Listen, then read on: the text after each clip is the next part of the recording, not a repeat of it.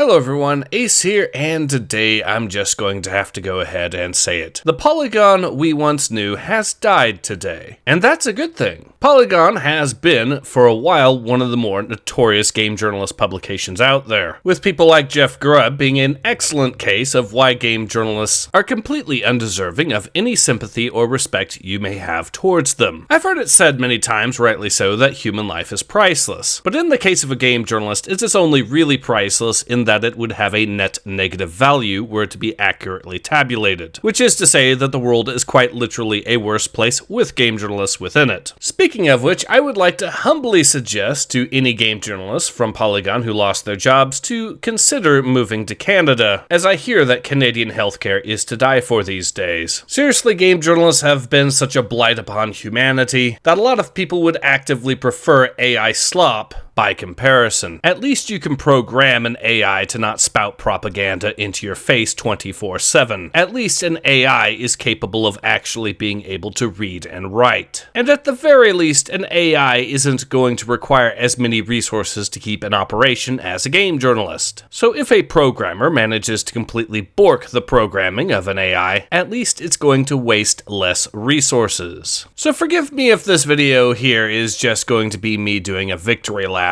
of me mocking the inevitable misfortune of those individuals that absolutely deserve said misfortune. Because after over a decade of these exact same journalists actively harassing others into suicide in some cases, I'm not exactly shedding tears over this recent development. If anything, these game journalists deserve a hell of a lot worse. So yeah, that's all I think really needs to be said about the recent news of Polygon being sold off to a company known for making AI slop. And also, of course, all these game journalists losing their jobs as a direct result. Now, if you'll excuse me, I'm going to go celebrate.